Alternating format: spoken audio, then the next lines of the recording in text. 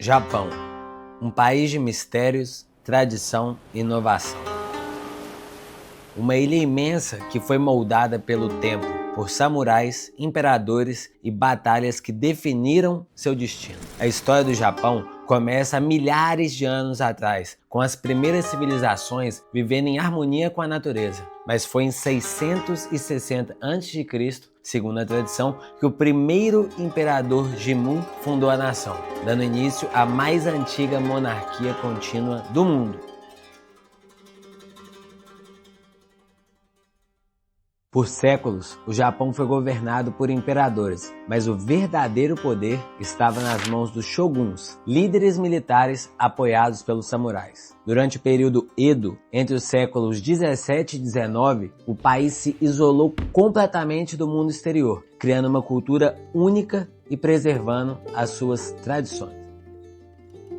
Com a restauração Meiji em 1868, o Japão se modernizou e rapidamente se tornou uma potência mundial. Mas sua expansão militar na Ásia o levou a conflitos, que culminou na entrada do país na Segunda Guerra Mundial. O fim veio com os bombardeios atômicos sobre Hiroshima e Nagasaki.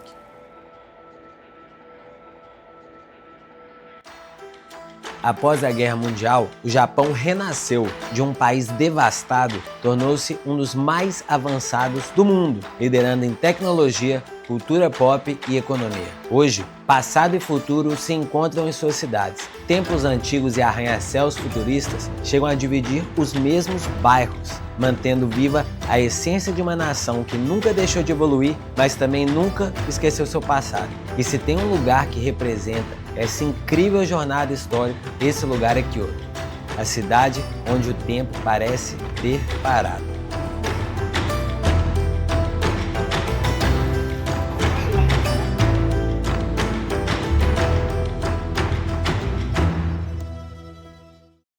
Meus amigos e minhas amigas, vou falar com vocês. Estamos aqui na cidade mais bonita do Japão e estamos em um templo que eu decidi começar o vídeo aqui porque ele mostra claramente como que os japoneses são mestres no ofício deles. Nesse exato segundo, a gente está em um templo, a gente está em uma varanda que foi construída há 1200 anos atrás, sem usar nenhum prego, 100% madeira em cima de madeira. Então, para pra pensar, mano, há mais de 1000 anos atrás, o conhecimento que os caras tinham de marcenaria, enfim, engenharia, hoje em dia, como eu posso ver aqui, acho que eles deram algum reforço, afinal de contas, 1200 anos, né? Mas, assim, para pra pensar que isso aqui está de pé há mais de 1000 anos, já aguentou incêndio, já aguentou terremoto, já aguentou tudo que vocês puderem imaginar, é se admirar, né, não? Olha só a qualidade, né? Não sou especialista em madeira, os especialistas em madeira podem dizer. Acho que isso aqui realmente, eu não sei qual a madeira é, mas é de uma beleza, é de uma boniteza e por que não, né? Olha ali, a gente tem esse templo maravilhoso e quando eu falo que aqui é a cidade mais bonita do Japão, é porque em todo lugar você vê isso daqui, velho. Você vê esse templo,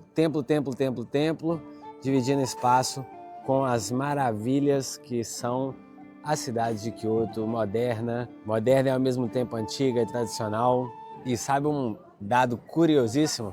Antigamente, há centenas de anos atrás, as pessoas acreditavam, tinha uma lenda, que se você pulasse daqui dessa varandinha, nada mais, nada menos do que 13 metros, você teria o seu desejo atendido. Reza a lenda que 80% das pessoas que pulavam sobreviviam. Eu vou te falar, viu, velho? Eu pularia não, se liga. Não, eu vou acabar agradecendo a oportunidade, mas é isso, vamos com tudo, marcha na boneca, é nóis.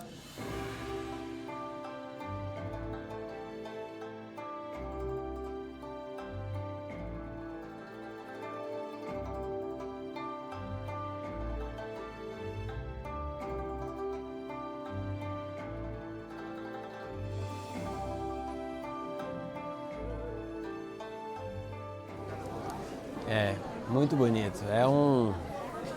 é um templo budista, né? E ele carrega uma história muito importante para o Japão, porque ele foi construído há muito tempo atrás, antes mesmo da capital do Japão ser Tóquio, antes mesmo de ser Kyoto, para vocês terem ideia. A construção desse templo foi nos anos 700. E para pensar.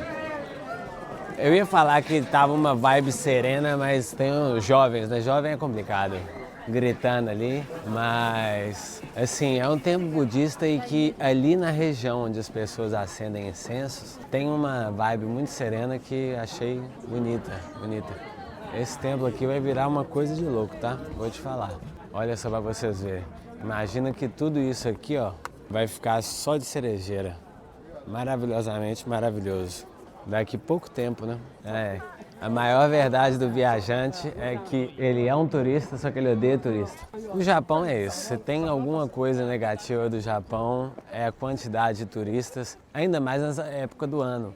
Se a gente for parar para pensar, as cerejeiras no Japão estão para o carnaval no Brasil no aspecto número de turistas. É o momento do boom, é um momento que todos querem estar no Japão. É um momento que passa muito rápido, né? As cerejeiras, elas ficam na árvore durante muito pouco tempo. Então, você tem ali um espaço de 1, 2 semanas que o Japão gira em torno disso. É muita tradição. E aí dá pra ver como que isso é refletido aqui na quantidade de turistas. É uma infinidade de turistas. Eu ia falar um palavrão, não vou falar palavrão. Olha só pra vocês verem.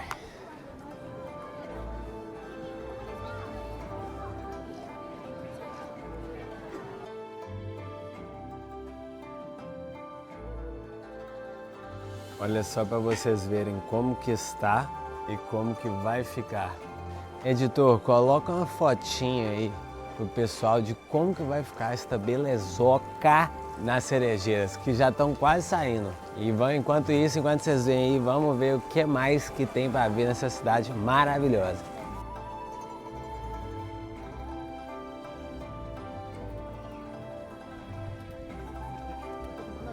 Ó, pessoalzinho, quando eu falo pra vocês que o barato é louco aqui, ó, a quantidade de gente subindo. É um mar de gente, mano. É tipo show lotado aí. Olha, pera.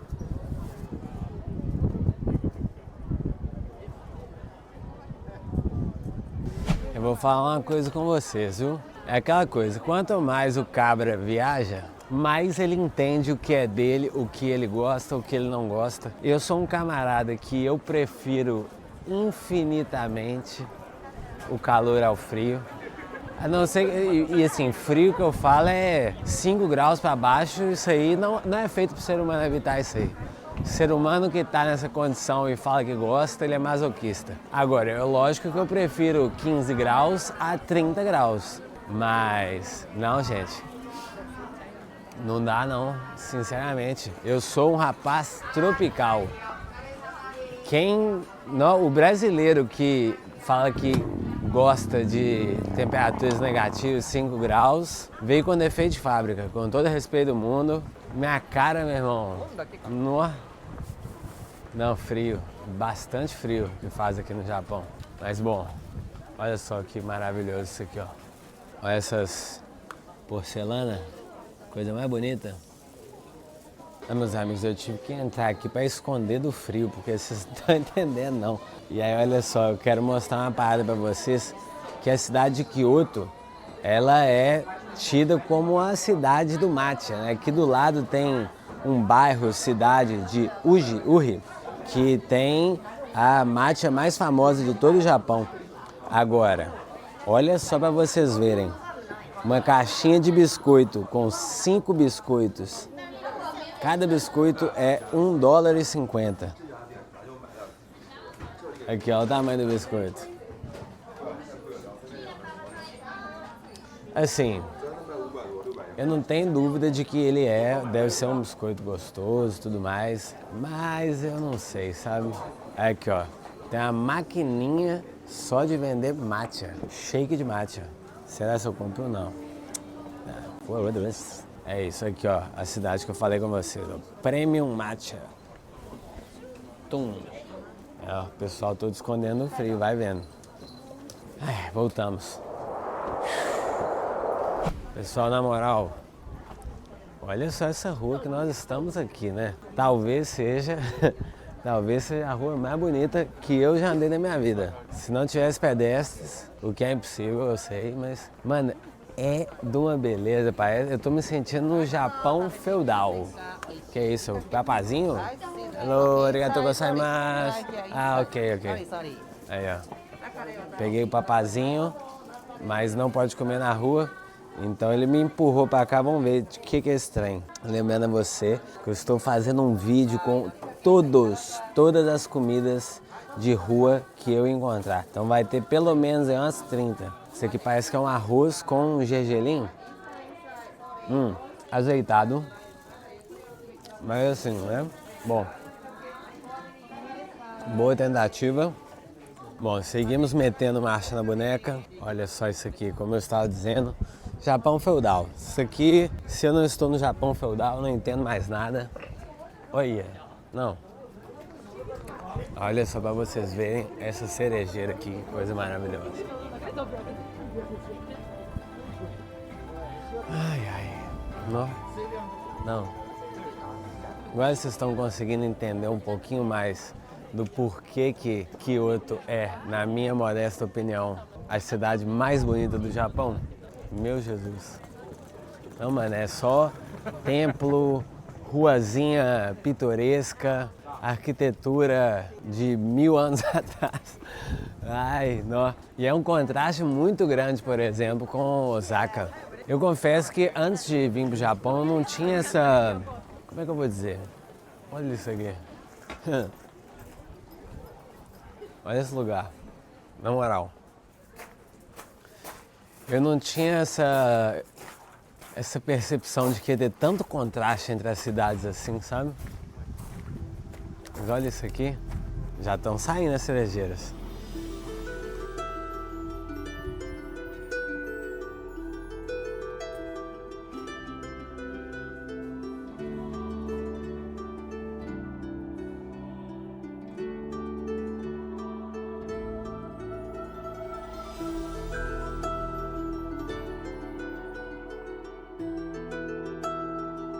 Pessoal, eu retiro o que eu disse.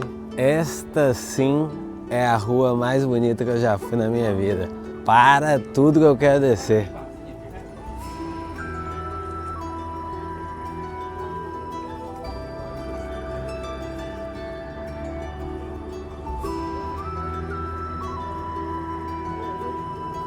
Olha só que loucura, essa rua é uma das mais preservadas do Japão. Existem regras anti-modernização e, assim, ela tá aqui desde o século VIII. E, mano, pra vocês terem uma ideia, absolutamente 100% proibido de construir, por exemplo, prédios com mais de 2 andares de altura. Ela era um caminho para os peregrinos que iam em direção àquele tempo que a gente começou o vídeo. Então esse caminho aqui ele já foi feito por imperadores, por samurais. E aí existe uma lenda de que quem caísse aqui ficava com 2 anos de azar. Então muitas das pessoas iam para aquele templo que a gente estava para pedir por sorte. Se você tropeçasse aqui, você tinha azar. Japoneses e suas lendas, né?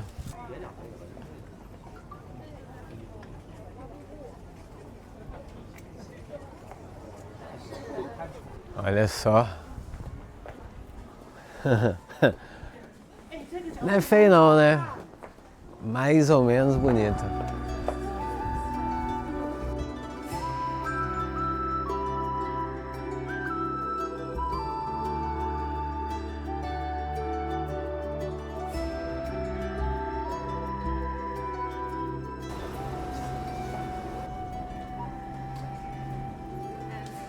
Agora olha só para vocês verem, né? Estamos aqui no famosíssimo, o bairro mais famoso de Kyoto, Gion, não sei como é que pronuncia, essa é a grande realidade. E olha a beleza desse lugar. Aí os japoneses bonitões vêm me falar que você tem que pagar uma multa de até $100 para tirar foto da rua. Ah, mano, dá licença, né? Todo respeito. Enfim, mas é um bairro com uma história importantíssima para o Japão.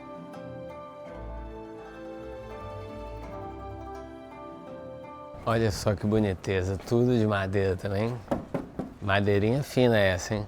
Mas durante o período Edo aqui do Japão, que foi um período de muita paz, mas também de muita restrição, o Japão permaneceu fechado.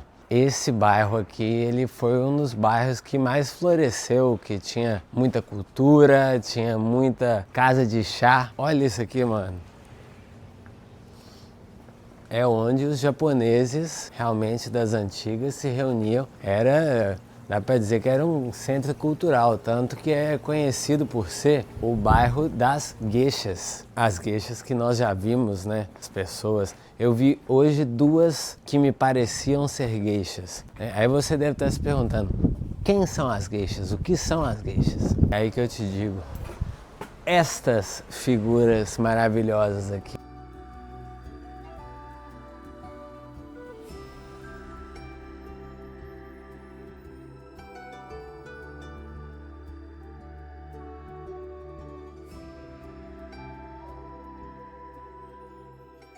Pessoal, nós estamos chegando aqui num dos templos que eu mais queria conhecer. Vamos, pausa dramática para ver. Olha isso daqui, mano. Olha esta belezota. Olha o nível de atenção do japonês aos detalhes, às coisas. Esse dono aqui desse estabelecimento, não sei se vocês conseguem ver ali que ele amarrou a árvore para que ela nasça num formato talvez mais de bonsai. Não, mano, é de uma beleza que, sinceramente, mano, dá vontade de simplesmente ficar aqui olhando para nada. Olha isso daqui. Uau, mano.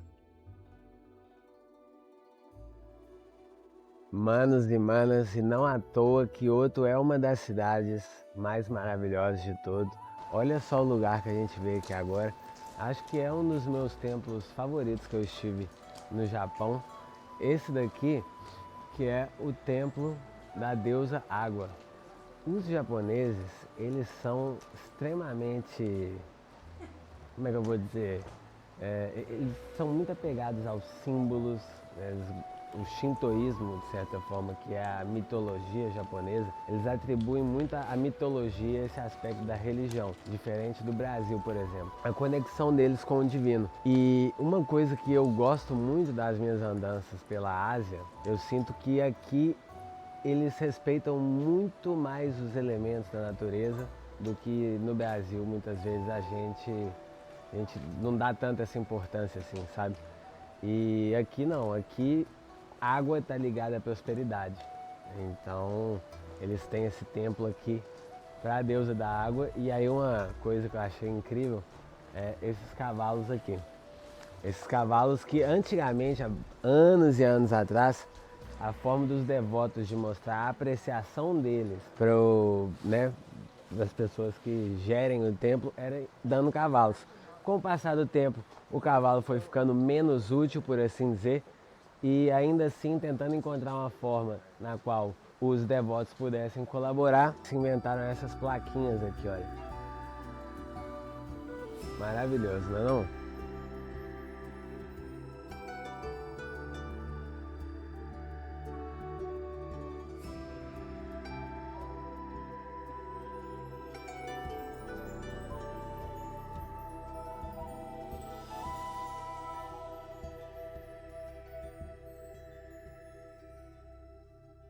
Mas olha só que coisa maravilhosa isso daqui. Sim, ó.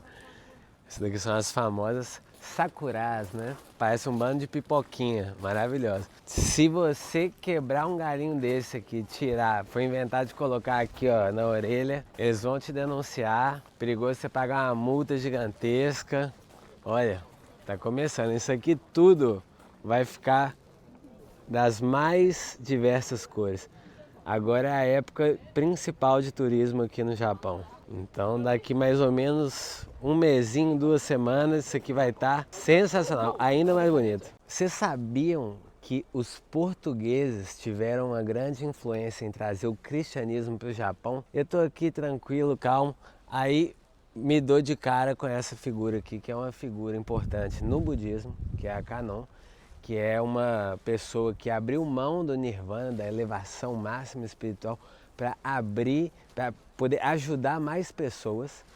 E essa figura do budismo está ali com a cruz, né, que é muito importante para o cristianismo, que foi trazida pelos portugueses. E por que ela é tão interessante, eu queria falar com vocês. A gente sabe que muitas vezes quando você traz uma nova crença, uma nova religião, uma nova forma de ver o mundo para um lugar que, né, já está muito seguro ali, poxa, o Japão com o budismo, com o shintoísmo, você trazer o cristianismo, muitas vezes pode gerar uma certa fricção e as pessoas querem reprimir, não querem que você propague essa crença. E aí essa figura daqui do budismo com elementos do cristianismo, de certa forma, foi a forma com que as pessoas cristãs encontraram de exercer a sua religião aqui de forma bem velada, né, evitando perseguições. E, enfim, é uma forma de mesclar duas culturas, duas formas de ver o mundo. Isso que eu achei muito bonita e queria saber a opinião de vocês. Vocês sabiam que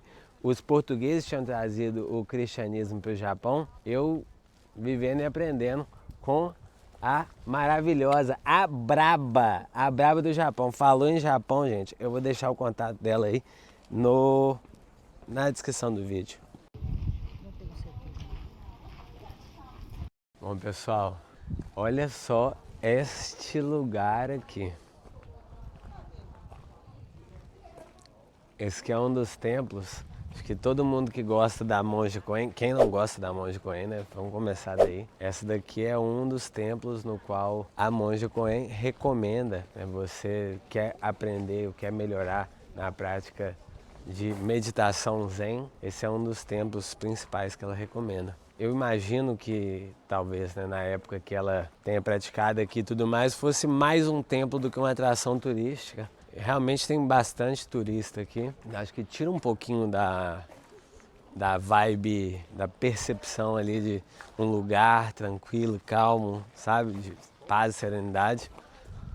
Mas, ainda assim, maravilhoso, né?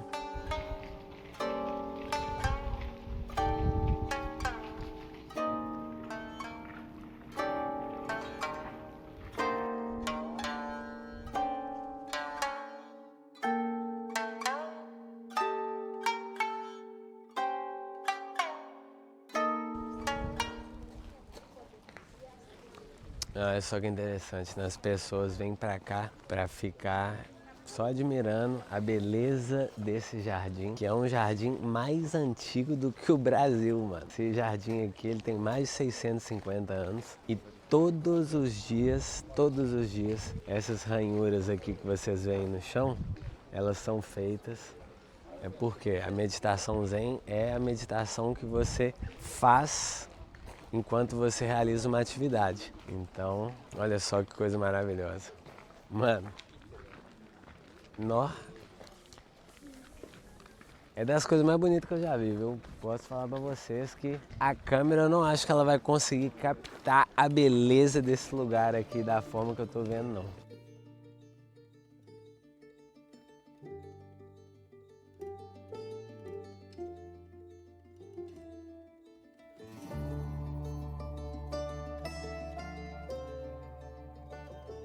Olha a quantidade de carpas que estão de boa na lagoa.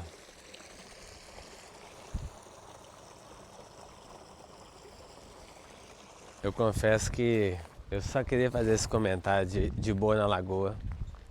É isso. Carpas de boa na lagoa.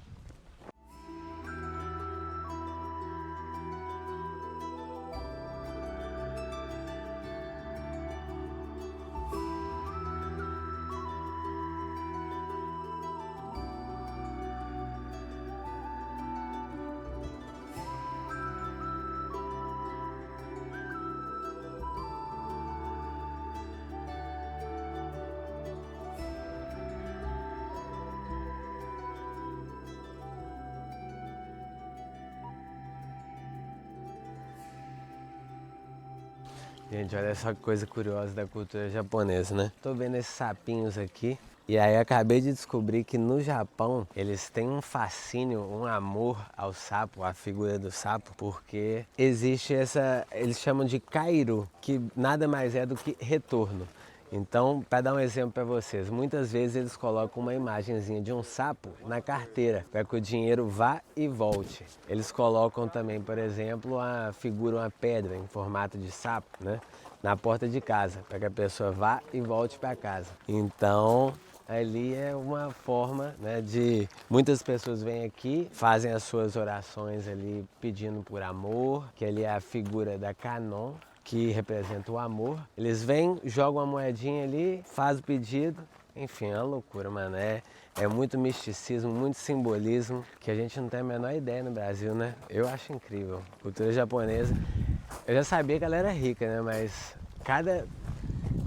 tantas imagens, tanto simbolismo mesmo, que só eu acho que é a cereja do bolo. Porque você vem pro Japão, o Japão, pô, já é um país bonitaço, maravilhoso, vocês estão vendo aqui, né? Mas na hora que você adiciona toda essa beleza natural, a quantidade de história por trás, eu acho que faz o Japão um dos países mais únicos e especiais do mundo.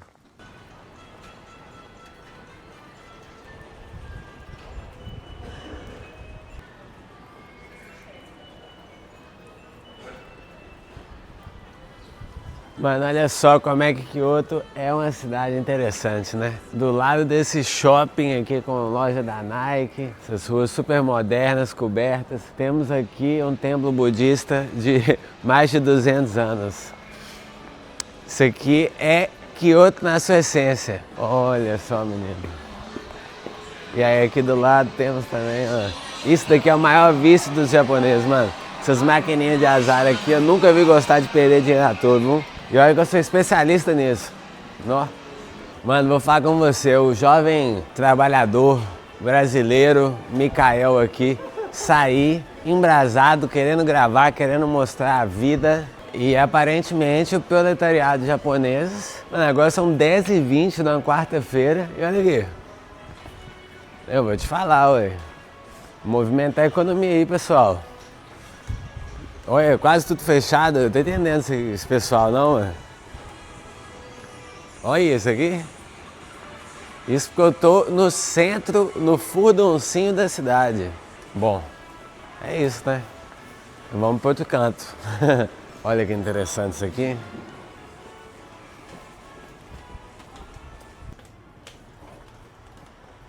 É um templo.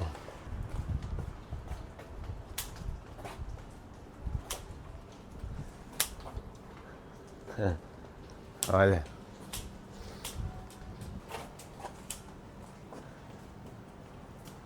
Ó, bonitíssimo. Ó, não pode fotografia. Ruins the Temple Cemitério. A entrada proibida. Olha ali, ó. Cemitério interessante.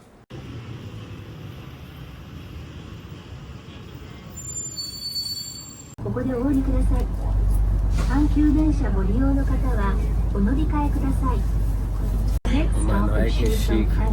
O motorista, ele vai falando as paradas pra você. Ele tem um microfonezinho, olha. Tem um organizador de busão ali, ó. Ele vai separando as bichas entrando. Aí vai separando quem entra por cada porta. Mano, é uma loucura isso aqui, vamos falar. Olha, ele é pistola, filho. Ele, ó, sai daí. Sai. E, meus amigos, tá achando que no Japão também tem busão lotado. O proletariado também passa por isso aqui no Japão.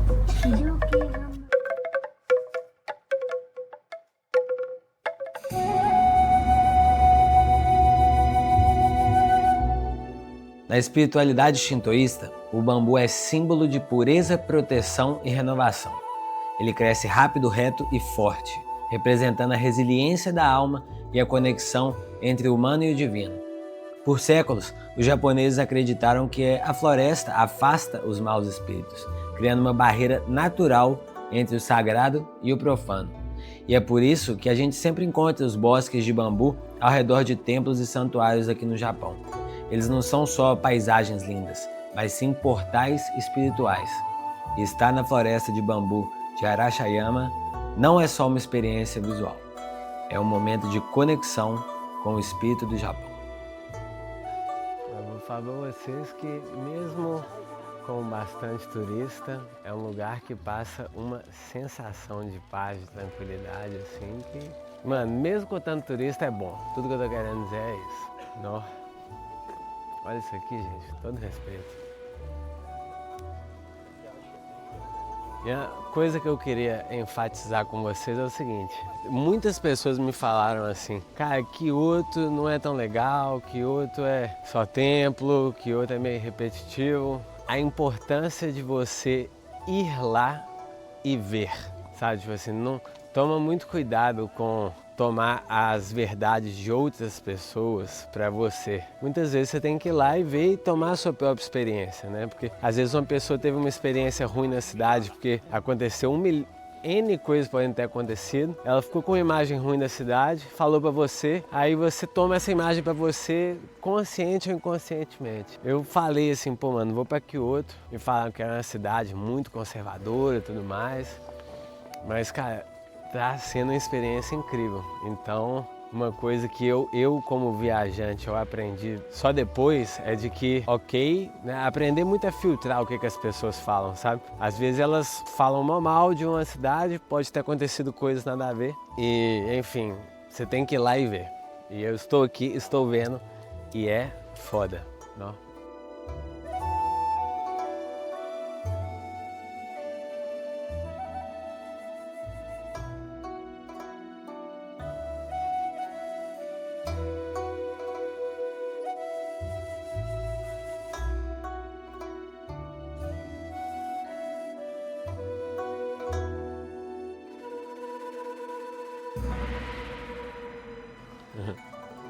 Vocês conseguem ver, pessoal, que esse lugar aqui já é diferente do que a gente estava. E esses bambus aqui, eles são mais finos. Esses são os bambus japoneses. Aqueles eram os bambus chineses. Ou seja, o bambu japonês é mais fino do que o bambu chinês. Olha aqui.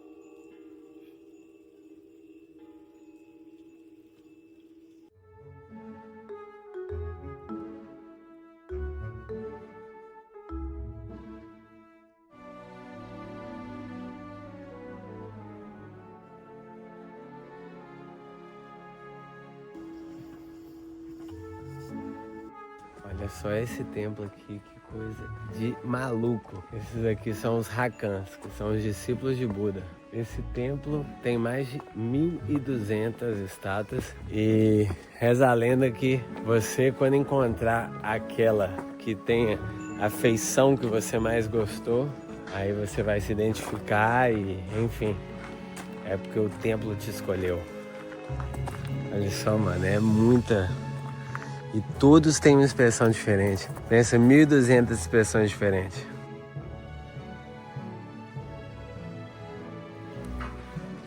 Acho que eu encontrei a minha. Aqui, ó. Tan, tan, tan. Esse daqui, ó, sereno, tranquilo.